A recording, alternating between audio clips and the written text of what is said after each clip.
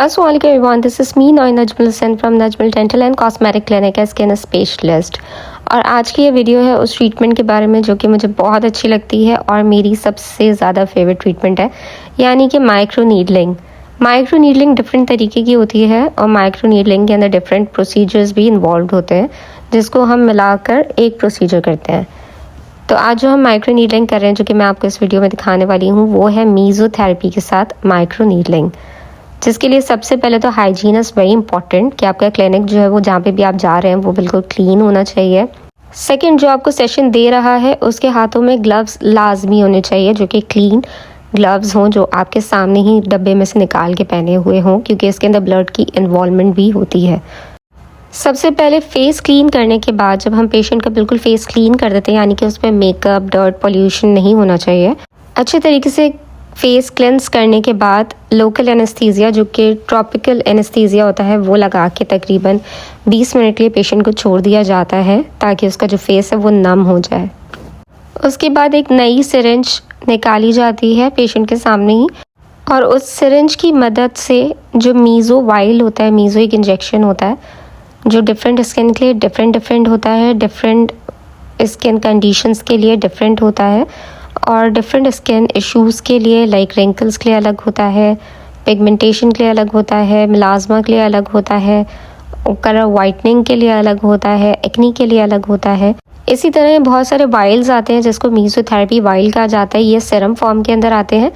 इसमें stem cells भी होते हैं, कुछ में प्लासेंटा बेस होता है, और कुछ जो है वो एक्सोसोम्स, जो कि आजकल बहुत ज़्यादा फेमस है। इसी तरीके के वाइल में एक्सोसोम्स भी आते हैं। मैंने अपनी सिरिंज के अंदर जितना रिक्वायर्ड था पेशेंट की स्किन के लिए उतना इंजेक्शन जो है वो वाइल में से निकाल लिया है और अपनी सिरिंज को फिल कर लिया है। प्लस मैं आपको दिखा दूं कि ये है हमारे पास डॉक्टर पेन, इसको डॉक्टर पेन भी कहते हैं, इसको डर्मा पेन भी बोलते हैं, और उसकी ये नीडल्स होती हैं जो कि आपके सामने मैंने अभी निकाली। ये बिल्कुल डिस्पोजेबल नीडल्स होती हैं और रीयूजेबल नहीं होती हैं। लाइक आप ये नीडल किसी और के यूज़ नहीं कर सकते। तो ये नीडल्स होती हैं जिसमें डिफरेंट पेन्स आती हैं, 12 पेन्स आती हैं, 36 पेन्स आती हैं, नैनो पेन्स आती हैं और 42 पेन्स आती हैं। डर्मा पेन में लेंथ डिसाइड करते हैं हम कि हमें पेशेंट को कितनी लेंथ देनी है, जो कि 0.25 mm से लेके और 2.5 mm तक होती है। और स्पीड भी हम उसके अंदर सेट कर सकते हैं कि हमें लो स्पीड पे चाहिए पेन, हमें हाई स्पीड पे चाहिए, हमें मॉडरेट स्पीड पे चाहिए। तो अकॉर्डिंग टू पेशेंट हम पेन मैनुअली इसको सेट करते हैं एंड देन फिर पेशेंट की स्किन को ट्रीट करते हैं। इस वीडियो में आपको सारे ही सवालों के जवाब क्लियरली मिल जाएंगे, तो इस वीडियो को एंड तक ज़रूर देखिएगा। और इस वक्त जो हमारे पास पेशेंट है उनकी मैंने आपको दिखाया कि फेस में बहुत ज़्यादा स्कारिंग है, प्लस सैगी भी हो रही है स्किन और थोड़ी सी स्किन लूजिंग भी है। तो अभी हमने इनको एनेस्थीसिया पूरे फेस के ऊपर लगा के छोड़ा था। लोग मुझसे सवाल करते हैं कि ये ट्रीटमेंट जो आप करती हैं इससे पेन होता है या नहीं होता। तो ये मेरी बहुत पुरानी पेशेंट है और इनको पता ही है, एक्सपीरियंस है कि इसमें पेन नहीं होता, क्योंकि हमने ऑलरेडी जो फेस के मसल्स हैं उसको सुन कर दिया होता है। तो फेस पे जब नीडल्स लगती हैं तो वो पेन नहीं होता, जो कि पेशेंट इमेजिन कर रहे होते हैं कि ट्रीटमेंट इतना ज़्यादा पेनफुल है कि उससे पेन होता है। क्योंकि जब नीडल्स आपको नज़र आती हैं, और ये जो नीडल है ये है 36 नीडल्स। ये हमारा डर्मा पेन है, इसको डर्मा पेन कहते हैं, और डर्मा पेन के ऊपर जो है नीडल्स लगती हैं, जो कि हर पेशेंट की अलग अलग नीडल्स होती हैं। ये नीडल्स जो है पैक्ड होती हैं, पेशेंट के सामने ही हम नीडल खोलते हैं और नीडल खोल के अपने जो डर्मा पेन है उसके ऊपर लगा देते हैं। ये एडजस्टेबल होती है, इसके अंदर डिफरेंट पॉइंट्स दिए होते हैं, डिफरेंट जो है फ्रिक्वेंसीज दी हुई होती हैं, जो हम पेशेंट के अकॉर्डिंगली सेट करते हैं। ये हमारी नीडल होती है जो कि सेपरेट पैक्ड आती है, इसको हम इसके ऊपर लगाते हैं और इसको हम एडजस्ट कर देते हैं। उसके बाद आपको नज़र आ रहा होगा ये पैक्ड होती है ऊपर से भी, तो इसको हम खोलते हैं और इसके अंदर जो नीडल्स होती हैं 36 नीडल्स होती हैं। इससे मेरे हाथ में जो आपको ये इंजेक्शन देख रहे हैं, ये इंजेक्शन लगाया नहीं जाता, बल्कि ये इंजेक्शन के अंदर एक सिरप होता है जिसको हम कहते हैं मीज़ो इंजेक्शन। मीज़ो वाइल होता है जिसमें से हम इंजेक्शन के अंदर जो है सारा सिरप निकाल लेते हैं और सिरप निकाल के आहिस्ता आहिस्ता स्किन को बताते जाते हैं, और पेन के थ्रू जिसके अंदर 36 नीडल्स हैं उसके थ्रू हम स्किन के अंदर ये पूरा पेनिट्रेट कर देते हैं सिरम। सिरम की पेनिट्रेशन के साथ साथ ये नीडल्स ये काम भी करती हैं कि ये कोलेजन प्रोडक्शन बढ़ाती हैं और इसके साथ जब कोलेजन प्रोडक्शन बढ़ता है, सेल्स की रीएक्टिवेशन होती है, सेल्स को रीएक्टिव करती है, सेल्स को अलाइव करती है, जो कि आपके डेड सेल्स हो जाते हैं विद एज। तो उसके बाद क्या होता है, आपकी स्किन टाइटन होना शुरू हो जाती है, आपकी स्कारिंग कवर अप होना शुरू होती है और आपके मसल्स टाइट होते हैं। उससे आपके जितने भी रिंकल्स आ रहे होते हैं, रिंकल्स आने के चांसेस होते हैं वो भी कवर होना और वापस से सही होना शुरू हो जाते हैं। स्किन आपकी वापस से टाइटन होना शुरू हो जाती है, जो कि विद एज आपके लूज हो रही होती है। एज फैक्टर होता है, तो लूजिंग आती ही है, बट कुछ लोगों में प्री एजिंग भी होती है, लाइक उनकी एज इतनी नहीं होती, बट उनके स्कार्स की वजह से, एक्नी की वजह से और उनके स्किन मल्टीपल इश्यूज की वजह से, ड्राइनेस की वजह से उनकी स्किन लूजिंग होना स्टार्ट हो जाती है और उनके एज से पहले ही रिंकल आने शुरू हो जाते हैं, जिसको हम कहते हैं प्री एजिंग। तो एजिंग का या रिंकल्स का एज से कोई ताल्लुक नहीं होता है, ये आपके डिहाइड्रेशन से ही आते हैं, आपके एनवायरमेंटल इश्यूज की वजह से भी आते हैं, जो कि हमारी स्किन के ऊपर इफेक्ट कर रहे होता है। अभी हम पेशेंट से पूछते हैं कि उनका फेस जो पूरा उनको लग रहा है कि नम हो गया है, यहाँ से इनका फेस हम लगाते हैं लिप्स के ऊपर, क्योंकि लिप्स से पेशेंट को पता चलता है कि कितना सुन हो चुका है फेस, और हम अच्छे तरीके से पेशेंट को पूछ सकते हैं कि अगर उनके लिप्स सुन हो गए तो इट मीन्स कि हमारी ओवरऑल जो फेस है वो भी स्किन फेस की भी सुन हो चुकी है। तो आपका ये एरिया सुन हो रहा है, ठीक है, हम प्रोसेस स्टार्ट कर दें। अब हम इनका प्रोसेस स्टार्ट करते हैं और आगे बढ़ते हैं। अब हम अपना प्रोसेस स्टार्ट कर रहे हैं। पेशेंट की फेस के जो एक्सप्रेशन है वो देख के आपको पता लग सकता है कि ये कितना ट्रीटमेंट जो है वो पेनफुल है या फिर कितना जो है वो पेनलेस है। अब हम अपना सिरम लेंगे, ये मीजो इंजेक्शन है। मीजो इंजेक्शन एक वाइल के अंदर आता है, इस तरीके के वाइल के अंदर, जो कि हम इंजेक्शन के थ्रू पेशेंट की स्किन के अकॉर्डिंगली जितना हमें रिक्वायर्ड होता है हम उतना निकाल देते हैं। और हम ये इंजेक्शन नहीं लगाती हूँ, काफ़ी सारे जब मैं ये इंजेक्शन के अंदर जो सिरम भर रही होती हूँ तो मेरे जो पेशेंट्स हैं वो बड़े परेशान हो जाते हैं। उनको लगता है कि मैं डायरेक्टली ये जो इंजेक्शन है 3 cc का वो उनके इंजेक्ट करने वाली, तो ऐसा नहीं होता। हम ये इंजेक्शन इंजेक्ट नहीं करते, बल्कि ये जो सिरम निकालते हैं इससे, ताकि हम डालते जाएँ और साथ ही साथ हम नीडल के जरिए उसको स्किन के अंदर पेनिट्रेट करते हैं।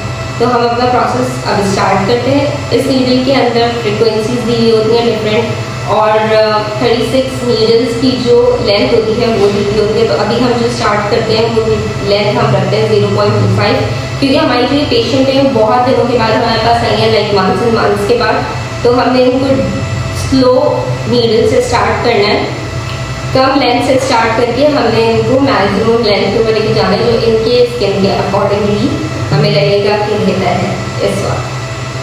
तो अभी हम ये जो सिरम है ये मैं आपके सामने डालती जाऊंगी और ये हम नीडल से पेनिट्रेट करने जाएंगे। तो this is the complete process, और इसके लिए कोई एज लिमिट नहीं है, लाइक आफ्टर 25 आप इसके पर मंथ या 3 मंथ्स में एक दफ़ा सेशन ले सकते हैं। डिपेंड करता है कि आपकी स्किन कंडीशन क्या है। अगर तो आपकी स्किन कंडीशन इतनी अच्छी है कि आपको ज़रूरत नहीं है और आपको सिर्फ ये डर लगता है कि विद एज जो है वो आपके रिंकल्स आ जाएंगे, तो आप इसको 3 मंथ्स में एक दफ़ा या 6 मंथ्स में एक दफ़ा करवा सकते हैं। जिन पेशेंट्स के बिल्कुल रिंकल्स नहीं होते उनको मैं कहती हूँ कि आपने 28 के बाद करवाना स्टार्ट कर देना है, फिर 28 के बाद तो ऑब्वियसली थोड़ी स्किन लूजिंग स्टार्ट हो जाती है हमारी। तो इससे पहले कि आपके रिंकल्स आए, इससे पहले कि आपकी स्कारिंग हो, इससे पहले कि आपको और मज़ीद प्रॉब्लम्स स्टार्ट हो या स्किन आपकी डिहाइड्रेशन की तरफ जाए, हम उससे पहले ही एजिंग को स्टॉप कर सकते हैं इस ट्रीटमेंट के जरिए। तो ज़रूरी नहीं है कि आपने ट्रीटमेंट तब करवाना है जब आपके रिंकल्स आ जाए या फिर आपकी स्कारिंग हो जाए।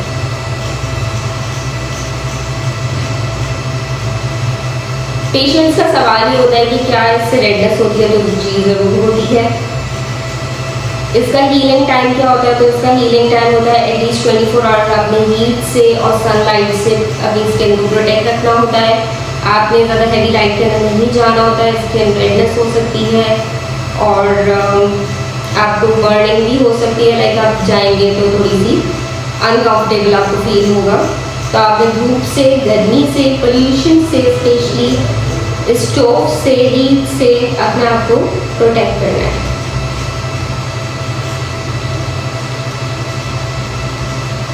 24 आवर्स तक आप प्रोटेक्शन रखेंगे, उसके बाद आप सन ब्लॉक लाजमी इस्तेमाल करेंगे। क्योंकि कोई भी आप ट्रीटमेंट करवाते हैं या फिर आप ट्रीटमेंट नहीं भी करवाते तो मैं पेशेंट को बोलती हूँ कि आपने सन ब्लॉक का इस्तेमाल लाजमी करना है और अपनी रूटीन का हिस्सा बनाना है। क्योंकि सबसे ज़्यादा यहाँ लोग जो चीज़ नहीं यूज़ करते वो है सन ब्लॉक, और सन ब्लॉक ही सबसे ज़्यादा हमारे लिए ज़रूरी है। लेकिन अच्छा सन ब्लॉक ज़रूरी है, हर सन ब्लॉक अच्छा नहीं होता, स्पेशली वो सन ब्लॉक जो कि वाइट कास्ट करते हैं वो वाले सन ब्लॉक अच्छे नहीं होते। स्किन के अकॉर्डिंगली आपको सन ब्लॉक लेना होता है। तो इस वक्त इनका ट्रीटमेंट चल रहा है, आपके सामने patient is very comfortable. Patients का सवाल होता है कि हम कहीं पे भी जाते हैं वहाँ पे ट्रीटमेंट्स अलग अलग नामों से लिखी हुई होती हैं। तो इसके कुछ नाम हैं वो मैं आपको बताती हूँ। इसको हम मीजोथेरेपी भी कहते हैं, इसको हम माइक्रो नीडलिंग भी कहते हैं। इसी प्रोसेस से पीआरपी भी किया जाता है, लेकिन पीआरपी में आपका ब्लड लेके उसका प्लाज्मा अलग किया जाता है। और इसी प्रोसेस को वैम्पायर फेशियल भी कहा जाता है। वैम्पायर फेशियल में आपसे पूछा जाता है कि प्रोसेस एक ही होता है, बट पूछा जाता है कि आपको स्टेम सेल्स के थ्रू करवाना है, मीजोथेरेपी के थ्रू करवाना है, या फिर आपको पीआरपी के थ्रू करवाना है। इसको ही हम वैम्पायर फेशियल के नाम से भी जानते हैं। अभी आप करवा कहाँ से सकते हैं, यानी कि अगर आपको मेरे पास आना है तो आपने कहाँ आना है, तो आपने मेरे पास आना है। मेरा क्लिनिक है जौहर ब्लॉक 15 में, गुलिस्तान जौहर ब्लॉक 15 कराची। दारुल सेहत हॉस्पिटल बहुत ही फेमस हॉस्पिटल है, उसकी गली के अंदर जब आप आते हैं तो आपको एक बहुत बड़ा कॉम्प्लेक्स नज़र आएगा, बॉडी कॉम्प्लेक्स जिम के नाम से। वहाँ पे नीचे मेरा क्लिनिक है। दूसरा मेरा क्लिनिक आजकल मैं कर रही हूँ गुलशन इकबाल ब्लॉक 13A में, डॉक्टर जैद डेंटल केयर के नाम से क्लिनिक है। वहाँ पे भी मैं आपको मिल जाऊँगी और वहाँ पे भी ये सारी सर्विसेज आप अवेल कर सकते हैं। तो ये दो क्लिनिक्स हैं जहाँ पे आके आप मुझसे ये ट्रीटमेंट्स करवा सकते हैं।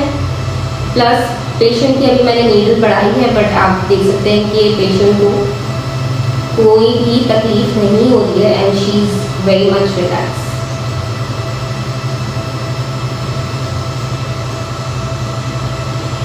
ट्रीटमेंट करने के बाद कितनी देर के लिए मुंह नहीं धोना होता, तो ट्रीटमेंट करने के बाद हमने तकरीबन, मैं पेशेंट को बोलती हूँ कि 4 से 5 घंटे उन्होंने फेस वॉश नहीं करना। जो सीरम लगा के उनको घर भेजा जाता है, उन्होंने वो सीरम अपने फेस के ऊपर लगे रहने देना है, ताकि उसकी जो पेनिट्रेशन है वो अच्छे तरीके से हो जाए और इसके अंदर वो अच्छे तरीके से एब्जॉर्ब हो जाए।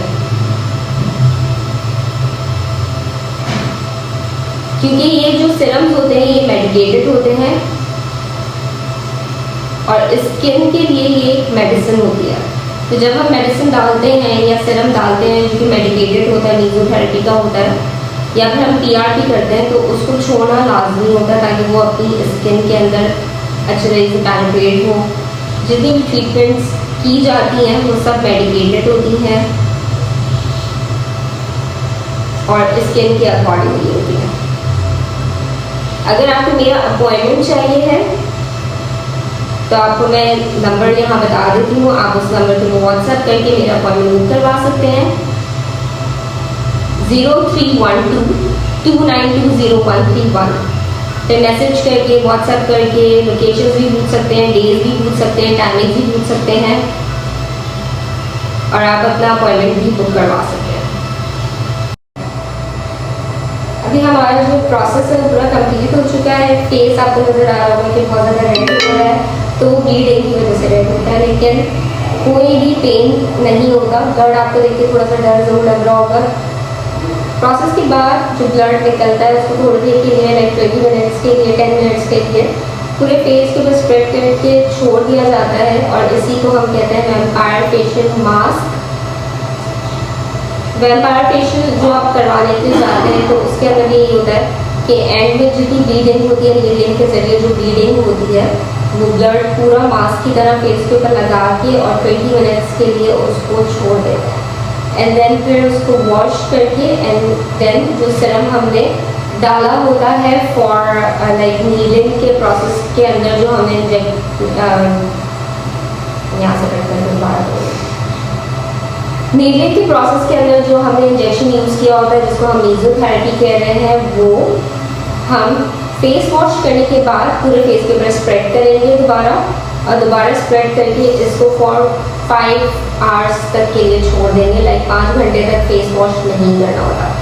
अच्छा, इसके बाद क्या होता है, अब मज़ीद और प्रोसेस क्या होता है इसका, और मज़ीद जो है उसको चेंजेस क्या आते हैं स्किन में। स्किन फ़ौरन ही टाइटन हो जाती है, स्किन अगले दिन आपको लगेगा जैसे ड्राई हो रही है, टाइट हो रही है, बहुत ज़्यादा खिंच रही है बात करने में। तो वो इसलिए होता है क्योंकि जो आपकी डेड हेयर होती है वो भी साथ साथ पील हो जाती है। स्किन का पीलिंग प्रोसेस शुरू होता है जब आपका हीलिंग प्रोसेस स्टार्ट हो जाता है। तो लाइक 4 to 5 डेज के बाद आपकी जो स्किन की डेड हेयर होती है वो अपने आप पील होकर उतरना शुरू हो जाती है। लेकिन पील होते हुए टाइम में आपने स्किन को खींचना नहीं होता, नोचना नहीं होता, आपने ज़बरदस्ती स्किन को उतारना नहीं होता। जहाँ से जितनी पील हो रही होती है वो आप पील कर लेते हैं। वॉश करने के बीच में आप हल्के से स्क्रबिंग कर लेते हैं फेस को, लाइक सर्कुलर मोशन में ज़रा सा स्किन को आप स्क्रब करेंगे तो जहाँ से स्किन उतर रही होगी डेड स्किन, वो सारी स्किन निकल जाएगी। इसके अलावा आपकी डेड स्किन निकल जाएगी, आप जब टोनर इस्तेमाल करेंगे, टोनर से क्लीन करेंगे, तभी आपकी जो डेड हेयर है वो उतर जाएगी। बट आपने उस स्किन को खींचना नहीं है, ज़बरदस्ती उतारना नहीं है। 15 दिन में आपकी जो स्किन है वो बिल्कुल एक ड्रास्टिक चेंज आपको दिखाएगी आपकी स्किन के अंदर।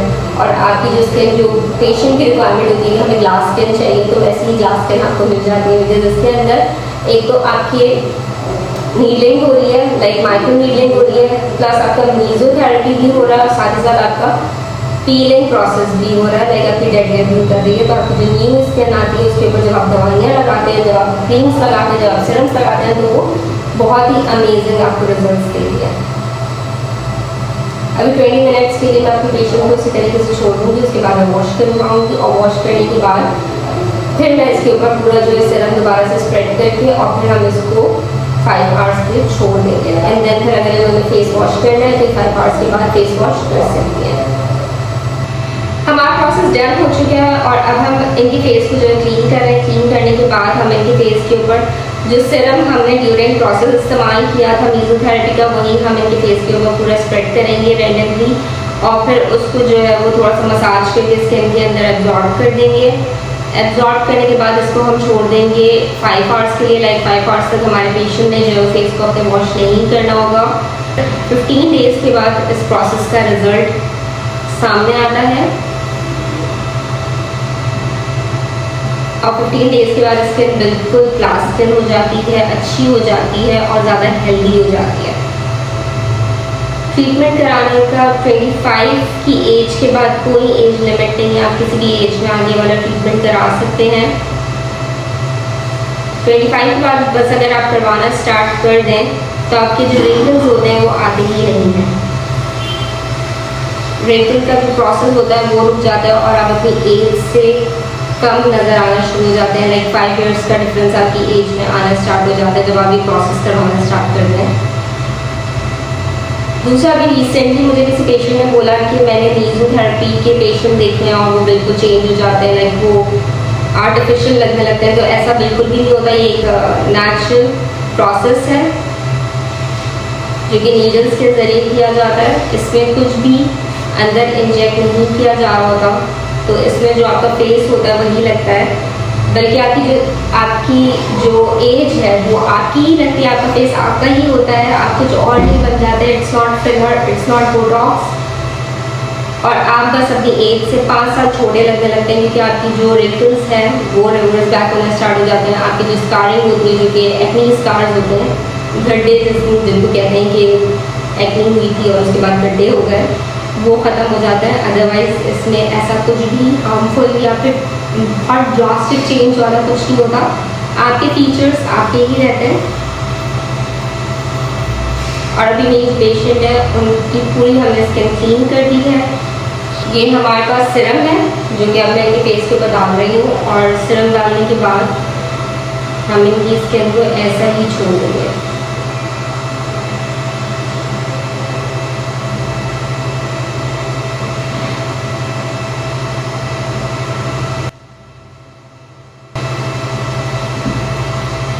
बहुत ही हल्के हाथ से मसाज करेंगे ताकि स्किन के अंदर सिरम एब्जॉर्ब हो जाए और पेशेंट को जो है वो बर्निंग सेंसेशंस ना हो।